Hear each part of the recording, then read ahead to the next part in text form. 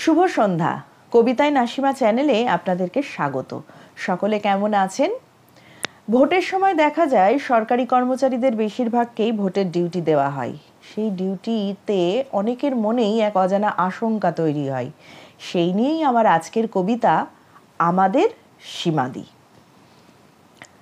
সীমাদি পড়াই ভালো ছাত্ররা বলে, কর্মে নিষ্ঠা ভারী সহাস্যে চলে। কর্মকে সর্বদা ধর্ম সে মানে, ঘড়ির কাঁটার সাথে চলতে সে জানে। দায়িত্ব পালনে দ্বিধা নেই তার, মাথা তাই উঁচু নেই আপোষের ভার। পড়ানো ছাড়াও যত কাজ স্কুলে থাকে, দক্ষ হাতের ছাপ স্পষ্ট সে রাখে। কর্মস্থলে তাই সুনাম আছে ভালো, খাদ নেই সংসারে অনাবিল আলো। এহেন সীমাদি এক মুশকিলে পড়ে, অজানা আশঙ্কার ভয় চেপে ধরে। সরকারি চিঠি আসে স্কুলে তার নামে, ভোটের ডিউটি লেখা আছে সেই খামে। চাকরি করছে সে যে এক যুগ পার, এমন দায়িত্ব প্রথমেইবার। নার্ভ তার চিরদিনই দুর্বল ভীত, জীবন যাপনে তা যে পরিলক্ষিত।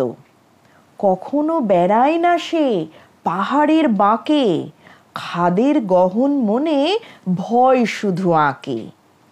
রক্ত দেখলে যার হার্টবিট বাড়ে, এহেন ব্যক্তি কি নার্স হতে পারে?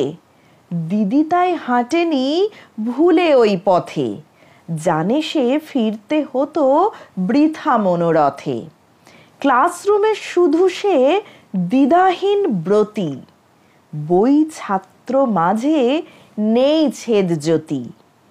অথচ বিপদ এলো কড়া নেড়ে জোরে, দিন কাটে সীমাদির নিদারুণ ঘোরে। অতি বড় শত্রুও বলবে না তাকে, নৈতিক বোধ তার মুখ ঢাকে পাঁকে। কিন্তু ভোট যে দাগী হিংসার পাপে, যে কোনো কোমল প্রাণ শঙ্কায় কাঁপে। অতএব সীমাদির মতো আছে যারা, ভোটের ডিউটি এক অদৃশ্য খাঁড়া। মানসিক চাপে মন ক্ষত বিক্ষত, দায়িত্ব দায়ী ভেবে মাথা করে নত। সবেধন নীলমণি একটাই প্রাণ, ঈশ্বর বাবা মার মহা এক দান। এমন পরম ধন বাজি রাখা যায়? খাঁচাহারা হলে পাখি কে নেবে দায়? নিজের ছেলের মুখ দেখে আর ভাবে, মা তার হারালে কোথায় সে পাবে? সব দ্বিধা ছেঁটে সে ঘরে থাকে বসে, জানে সে পড়বে ঠিকই কলমের রোষে।